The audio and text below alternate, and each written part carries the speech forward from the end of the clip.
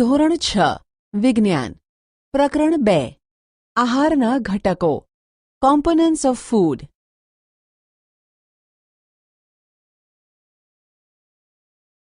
પ્રકરણ 1માં આપણે એવા ખાદ્ય પદાર્થોની યાદી બનાવી હતી જેને આપણે ખાઈએ છીએ. ભારતના વિવિધ ભાગોમાં ખાવામાં આવતા ખાદ્ય પદાર્થો વિશે પણ આપણે ઓળખ મેળવી હતી તથા તેને નકશામાં અંકિત કર્યા હતા. ખોરાકમાં રોટલી, દાળ અને રીંગણનું શાક હોઈ શકે છે. આ ઉપરાંત ભાત, સંભાર તથા ભીંડા હોઈ શકે છે. તેનાથી વિશેષ અન્ય ભોજનમાં ઇડલી, માછલી તથા શાકભાજી હોઈ શકે છે. પ્રવૃત્તિ 1. ખરેખર આપણા આહારમાં અનાજની બનેલી ઓછામાં ઓછી એક વસ્તુ તો હોય છે. બીજા ખાદ્ય પદાર્થોમાં દાળ અથવા માંસની કોઈ વાનગી તથા શાકભાજી હોઈ શકે છે. તેમાં દહીં, છાશ તથા અથાણું પણ સામેલ થઈ શકે છે. વિવિધ ક્ષેત્રોના આહારના કેટલાક ઉદાહરણો કોષ્ટક 2.1માં આપવામાં આવ્યા છે. પ્રકરણ 1માં દર્શાવેલ પ્રવૃત્તિ 2માં તમે દર્શાવેલ ખોરાકને પસંદ કરી આ યાદીમાં કેટલાક અન્ય ખોરાકને ઉમેરો તથા તેની કોષ્ટક 2.1 મુજબ યાદી બનાવો. ક્યારેક આપણે આપણા ભોજનમાં વિવિધ પ્રકારનો ખોરાક લઈ શકતા નથી. જ્યારે આપણે પ્રવાસ પર નીકળ્યા હોઈએ ત્યારે આપણે તે જ ખાઈ લઈએ છીએ જે રસ્તામાં ઉપલબ્ધ હોય. આપણામાંથી કેટલાક માટે તે શક્ય નથી હોતું કે તે આ બધા ખોરાકની વાનગી પ્રત્યેક સમયે ખાઈ શકે. આહારમાં વિવિધ ખાદ્ય પદાર્થોના આ પ્રકારના વર્ગીકરણનું કોઈ કારણ હોવું જોઈએ. શું તમે માનો છો કે આપણા શરીરને વિશિષ્ટ ઉદ્દેશ માટે વિવિધ પ્રકારના ભોજનની આવશ્યકતા હોય છે? વિભિન્ન પ્રકારના ખાદ્ય પદાર્થોમાં શું હોય છે? What do different food items contain? આપણે જાણીએ છીએ કે દરેક ખોરાકની વાનગી એક અથવા વધારે પ્રકારની સામગ્રી ઘટકોથી બને છે કે જે આપણને વનસ્પતિ અથવા પ્રાણીઓમાંથી મળે છે. આપણા આહારમાં શરીર માટે જરૂરી કેટલાક આવશ્યક ઘટકો હોય છે જેને પોષક દ્રવ્યો કહે છે. આપણા આહારના મુખ્ય પોષક દ્રવ્યો કાર્બોદિત, પ્રોટીન, ચરબી, વિટામિન તથા ખનિજ ક્ષારો છે. આ ઉપરાંત આહારમાં પાચક રેસાઓ તથા પાણી પણ સામેલ છે જેની આપણા શરીરને આવશ્યકતા છે. શું બધા ખાદ્ય પદાર્થોમાં આ બધા પોષક દ્રવ્યો ધરાવે છે? કેટલીક સામાન્ય પદ્ધતિ દ્વારા આપણે તે જાણી શકીએ છીએ કે કાચી સામગ્રી તથા રાંધેલા ખોરાકમાં એક અથવા વધારે પોષક દ્રવ્યો હાજર હોય છે. કાર્બોદિત, પ્રોટીન તથા ચરબીના પરીક્ષણ અન્ય પોષક દ્રવ્યોના પરીક્ષણની સરખામણીમાં સરળ છે. ચાલો આપણે આ પરીક્ષણોને કરીને તારણને કોષ્ટક 2.2માં લખીએ. આ પરીક્ષણોને કરવા માટે તમે આયોડીન, કોપર સલ્ફેટ તથા કોસ્ટિક સોડાના દ્રાવણોની જરૂર પડશે. તમને કેટલીક ટેસ્ટ ટ્યુબ, કસનળી તથા ડ્રોપરની પણ જરૂરિયાત પડશે. આ પરીક્ષણ રાંધેલા ખોરાક તથા કાચી સામગ્રી પર કરો. આ પરીક્ષણોથી મળેલ તારણોને કોષ્ટક 2.2માં લખી શકો છો. આ કોષ્ટકમાં કેટલીક ખાદ્ય સામગ્રી દર્શાવવામાં આવેલ છે. તમારું પરીક્ષણ તેની ઉપર અથવા અન્ય હાજર ખાદ્ય પદાર્થ પર કરી શકો છો. આ પરીક્ષણો સાવધાનીપૂર્વક કરો તથા કોઈ પણ રસાયણને ખાવાનો અથવા ચાખવાનો પ્રયાસ કરશો નહીં. જો જરૂરી દ્રાવણ તૈયાર સ્વરૂપે ન હોય તો તમારા શિક્ષક તેને અહીં દર્શાવ્યા મુજબ તૈયાર કરી શકે છે. ચાલો વિવિધ ખાદ્ય પદાર્થોનું પરીક્ષણ કરીને જોઈએ કે તેમાં કાર્બોદિત હાજર છે કે નહીં. કાર્બોદિત ઘણા પ્રકારના હોય છે. આપણા ભોજનમાં જોવા મળતા કાર્બોદિત સ્ટાર્ચ તથા શર્કરાના સ્વરૂપમાં હોય છે. જો કોઈ ખાદ્ય પદાર્થમાં સ્ટાર્ચ હોય તો આપણે તેનું સરળતાથી પરીક્ષણ કરી શકીએ છીએ. આયોડીનનું મંદ દ્રાવણ બનાવવા માટે પાણીથી અડધી ભરેલ ટેસ્ટ ટ્યુબમાં ટિંચર આયોડીનના કેટલાક ટીપા નાખો. કોપર સલ્ફેટનું દ્રાવણ બનાવવા માટે 100 મિલીલીટર પાણીમાં 2 ગ્રામ કોપર સલ્ફેટ ઓગાળવામાં આવે છે. 100 મિલીલીટર પાણીમાં 10 ગ્રામ કોસ્ટિક સોડા ઓગાળવાથી જરૂરી કોસ્ટિક સોડાનું દ્રાવણ બની જાય છે. પ્રવૃત્તિ 2. સ્ટાર્ચનું પરીક્ષણ. પરીક્ષણ માટે ખાદ્ય પદાર્થ અથવા કાચી સામગ્રીની અલ્પ માત્રા લો. તેમાં 2-3 ટીપાં દ્રાવ્ય આયોડીન દ્રાવણના ઉમેરો. ખાદ્ય સામગ્રીમાં થતા પરિવર્તનને જુઓ. શું તે ભૂરો કાળો થઈ ગયો છે? આ ભૂરો કાળો રંગ સ્ટાર્ચની હાજરી સૂચવે છે. આ પરીક્ષણને અન્ય કોઈ ખાદ્ય સામગ્રી સાથે પુનરાવર્તન કરીને તપાસ કરો કે કયા પદાર્થમાં સ્ટાર્ચ છે. તમારા તારણોને કોષ્ટક 2.2 માં લખો. પ્રોટીન માટેનું પરીક્ષણ.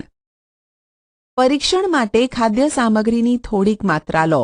જો તે ઘન હોય તો તેની પેસ્ટ, લુગદી અથવા પાવડર બનાવવાની જરૂરિયાત પડે છે. ખાદ્ય પદાર્થની થોડી માત્રાને વાટીને તેનો પાવડર એક સાફ ટેસ્ટ ટ્યુબમાં લો. તેમાં 10 ટીપાં પાણીના ઉમેરી બરાબર હલાવો. હવે ડ્રોપરની મદદથી ટેસ્ટ ટ્યુબમાં 2 ટીપાં કોપર સલ્ફેટના દ્રાવણના તથા 10 ટીપાં કોસ્ટિક સોડાના દ્રાવણના નાખો. બરાબર હલાવીને ટેસ્ટ ટ્યુબને થોડા સમય માટે રહેવા દો. તમે શું જોયું? શું ટેસ્ટ ટ્યુબમાં રહેલ પદાર્થ જાંબલી રંગનો થઈ ગયો? જાંબલી રંગ ખાદ્ય પદાર્થમાં પ્રોટીનની હાજરી દર્શાવે છે. હવે તમે આ પરીક્ષણને બીજા ખાદ્ય પદાર્થ માટે પુનરાવર્તિત કરી શકો છો. કોષ્ટક 2.2. ખાદ્ય પદાર્થોમાં હાજર પોષક તત્વો. ખાદ્ય સામગ્રી. સ્ટાર્ચ હાજર, પ્રોટીન હાજર, ચરબી હાજર. કાચા બટાકા હા, દૂધ હા, મગફળી હા, ચોખાનો લોટ, રાંધેલ ચોખા, સૂકું નાળિયેર, ચણાનો લોટ, રાંધેલ દાળ, કોઈપણ શાકભાજીનો ટુકડો, કોઈપણ ફળનો ટુકડો, બાફેલ ઈંડું, સફેદ ભાગ. ચરબી માટેનું પરીક્ષણ. ખાદ્ય સામગ્રીની અલ્પ માત્રા લો. તેને કાગળમાં વીંટીને છૂંદો. ધ્યાન રાખો કે કાગળ ફાટી જાય નહીં. હવે કાગળને ખોલીને સીધો કરો તથા ધ્યાનપૂર્વક જુઓ. શું તેના પર તૈલી ડાઘા કે ધબ્બા છે? કાગળને પ્રકાશની સામે લાવો. શું તમને ધબ્બામાંથી પસાર થઈને આવતો ધૂંધળો પ્રકાશ દેખાય છે? કાગળ પર તેલના ડાઘા, લિપિડ, ચરબીની હાજરી સૂચવે છે. ખાદ્ય પદાર્થ કે સામગ્રીમાં ક્યારેક પાણીની હાજરી પણ હોઈ શકે છે. આ સ્થિતિમાં આ પદાર્થોને કાગળ પર ધીમે ધીમે ઘસો તથા થોડા સમય માટે કાગળને સૂકવી દો. તેથી જો ખાદ્ય પદાર્થમાં પાણી હોય તો તે સુકાઈ જાય. ત્યારબાદ કાગળ પર તેલના ડાઘા ઉપસ્થિત ન હોય તો તે ખ્યાલ આવે છે કે ખાદ્ય પદાર્થમાં ચરબી ગેરહાજર છે. આ પરીક્ષણ શું દર્શાવે છે? શું ચરબી, પ્રોટીન તથા સ્ટાર્ચ એ બધા ખાદ્ય પદાર્થોમાં હાજર છે જેનું તમે પરીક્ષણ કર્યું છે? શું કોઈ એક ખાદ્ય પદાર્થમાં એક કરતાં વધુ પોષક દ્રવ્યો હાજર હોય છે? શું તમને કોઈ એવો ખાદ્ય પદાર્થ મળ્યો કે જેમાં આમાંથી કોઈ પણ પોષક દ્રવ્ય હાજર ન હોય? આપણે 3 પોષક દ્રવ્યો કાર્બોદિત, પ્રોટીન તથા ચરબી માટે ખાદ્ય પદાર્થોનું પરીક્ષણ કર્યું. વિટામિન તથા ખનિજ ક્ષાર જેવા અન્ય પોષક દ્રવ્યો પણ આપણા વિભિન્ન ખાદ્ય પદાર્થોમાં હાજર હોય છે. આ બધા પોષક દ્રવ્યોની આપણને શા માટે આવશ્યકતા રહેલી છે? વિવિધ પોષક દ્રવ્યો આપણા શરીર માટે શું કાર્ય કરે છે? What do various nutrients do for our body?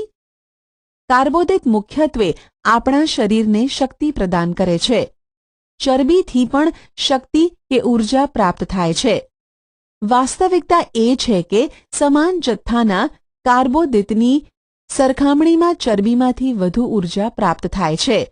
ચરબી અને કાર્બોદિત યુક્ત ખોરાકને ઊર્જા આપવાવાળા ખોરાક પણ કહે છે.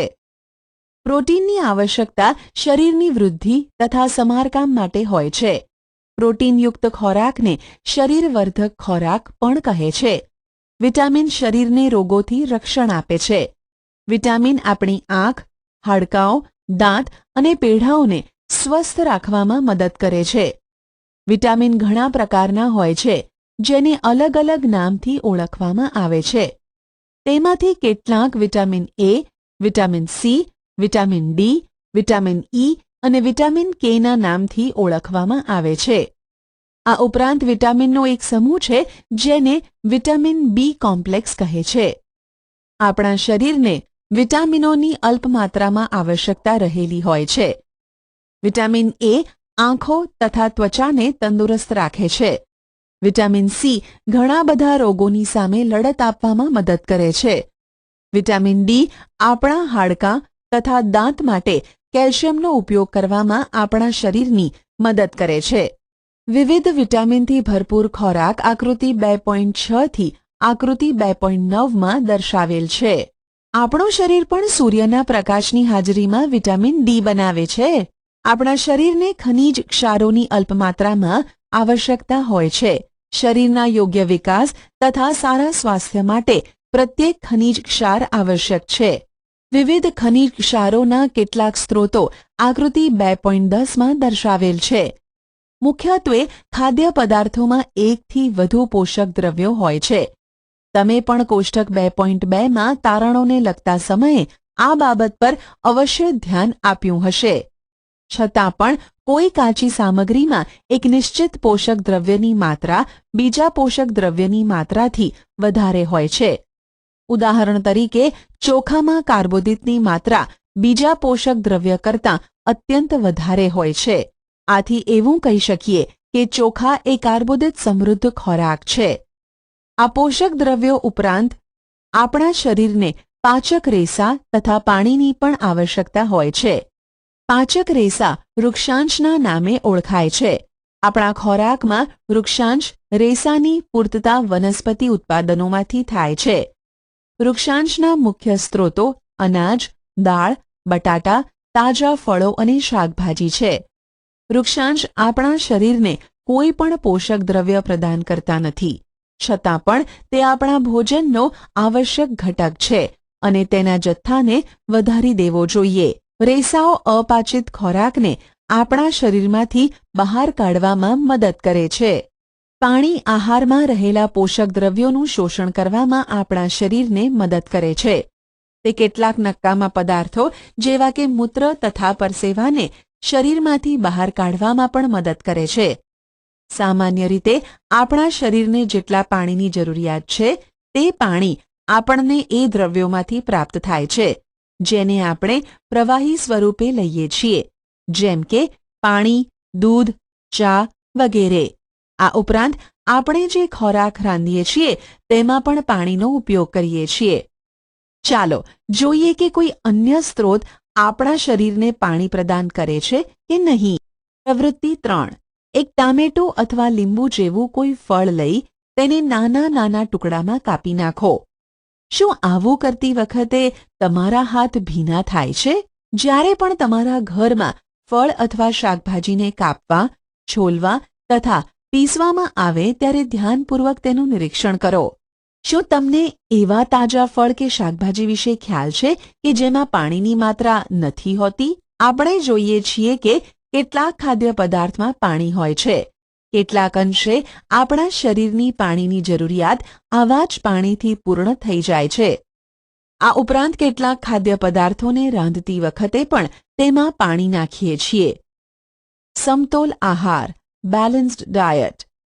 સામાન્ય રીતે સમગ્ર દિવસ દરમિયાન આપણે જે પણ ખાઈએ છીએ તેને આહાર કહેવાય છે.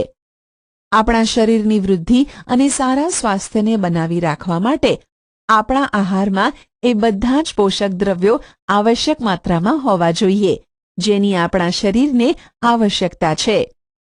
કોઈ પણ પોષક દ્રવ્ય જરૂરિયાતથી વધારે ન હોવું જોઈએ કે ઓછું ન હોવું જોઈએ. આપણા આહારમાં પર્યાપ્ત માત્રામાં રેસાઓ તથા પાણી પણ હોવા જોઈએ.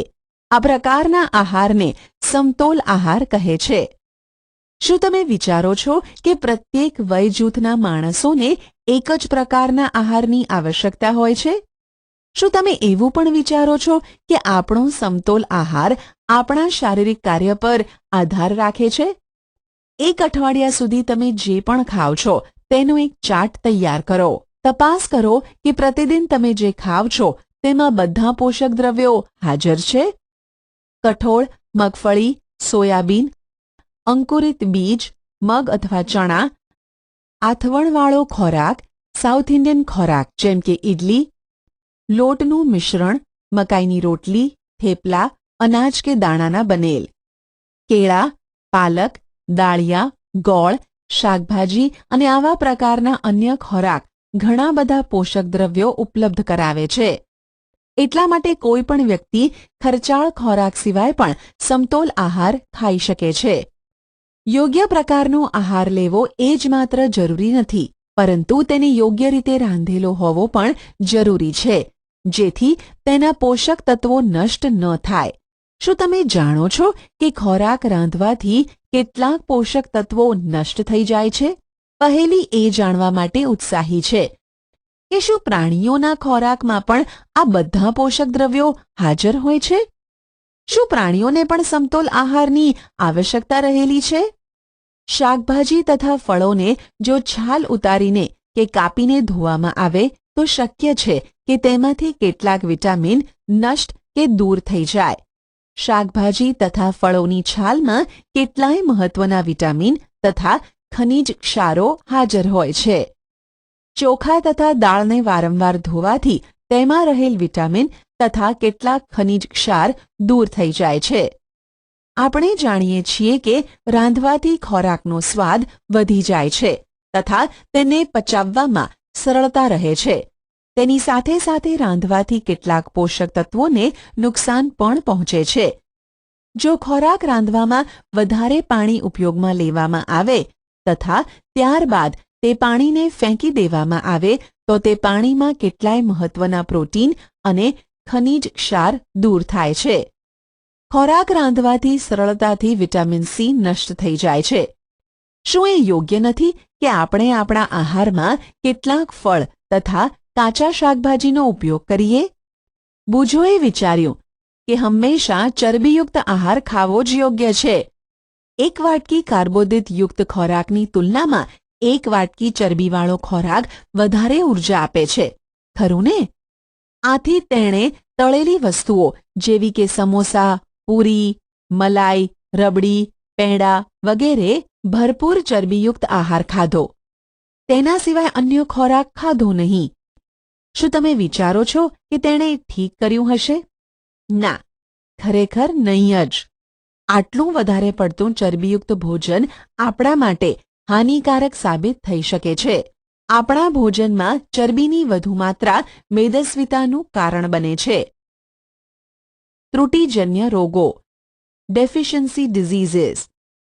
વ્યક્તિ પોષણ માટે પર્યાપ્ત ભોજન લઈ રહ્યો છે, પરંતુ ક્યારેક તેના ખોરાકમાં કોઈ ચોક્કસ પોષક દ્રવ્યની ત્રુટિ, ઉણપ હોય છે. જો આ ઉણપ લાંબા સમય સુધી રહે તો તે વ્યક્તિમાં કેટલીક ખામી ઉત્પન્ન થાય છે. એક કે વધુ પોષક દ્રવ્યની ઉણપ આપણા શરીરમાં રોગ કે વિકૃતિઓ ઉત્પન્ન કરી શકે છે. એ રોગ કે જે પોષક દ્રવ્યોના લાંબા સમય સુધીના અભાવના કારણે થાય છે તેને ત્રુટિજન્ય રોગો કહે છે. જો કોઈ વ્યક્તિ તેના આહારમાં પર્યાપ્ત પ્રોટીન નથી લઈ રહી તો તેણીની વૃદ્ધિ કુંઠિત થવી, ચહેરો ફૂલી જવો, વાળનો રંગ ફિક્કો પડવો, ત્વચાના રોગો અને ઝાડા જેવા રોગો થઈ શકે છે. જો કોઈ વ્યક્તિ પ્રોટીન તથા કાર્બોદિત જેવા આહારથી લાંબા સમય સુધી વંચિત રહે તો તેની વૃદ્ધિ સંપૂર્ણ અટકી જાય છે. આવી વ્યક્તિ ખૂબ જ દુબળી પાતળી થઈ જાય છે. તે એટલી દુબળી થઈ જશે કે ચાલવા માટે પણ અસમર્થ થઈ જાય છે. વિવિધ વિટામિનો અને ખનિજ ક્ષારોના અભાવથી રોગ અથવા વિકૃતિઓ થઈ શકે છે. તેમાંથી કેટલાક કોષ્ટક 2.3માં દર્શાવવામાં આવેલ છે. આવા ત્રુટિજન્ય રોગોને સમતોલ આહાર લેવાથી અટકાવી શકાય છે. આ પ્રકરણમાં આપણે એ જાણવાનો પ્રયત્ન કર્યો કે જુદા જુદા વિસ્તારોમાં ખોરાકની એટલી વધારે વિવિધતા હોવા છતાં પણ આહારમાં પોષક તત્વોનું વિતરણ સામાન્ય શા માટે છે? આ વિતરણ આપણા ભોજનમાં આવશ્યક પોષક તત્વોની હાજરી સુનિશ્ચિત કરે છે. વિટામિન અને ખનિજ ક્ષારોના ઉણપના કારણે થતા કેટલાક રોગો, વિકૃતિ.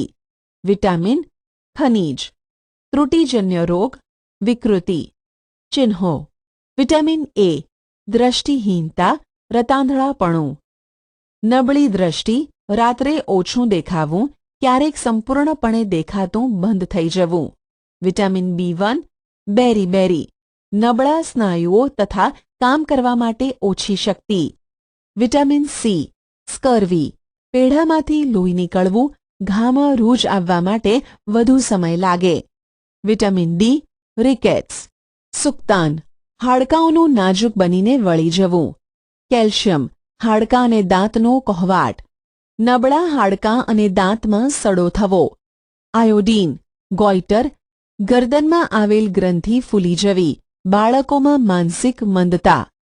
આયર્ન એનિમિયા, પાંડુરોગ, નબળાઈ. પારિભાષિક શબ્દો: સમતોલ આહાર, બેલેન્સ્ડ ડાયટ, બેરી, કાર્બોદિત, કાર્બોહાઈડ્રેટ્સ, ઉર્જા, એનર્જી.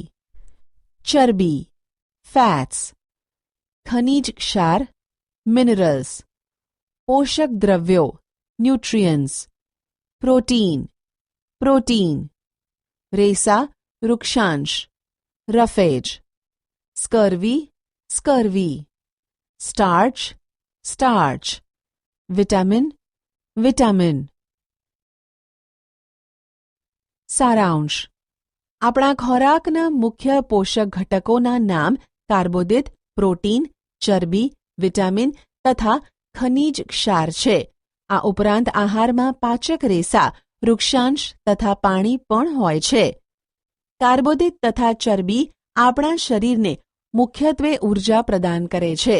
પ્રોટીન તથા ખનિજ ક્ષારોની આવશ્યકતા આપણા શરીરની વૃદ્ધિ તથા સમારકામ માટે હોય છે. વિટામિનો આપણા શરીરને રોગોથી રક્ષણ આપવામાં મદદ કરે છે.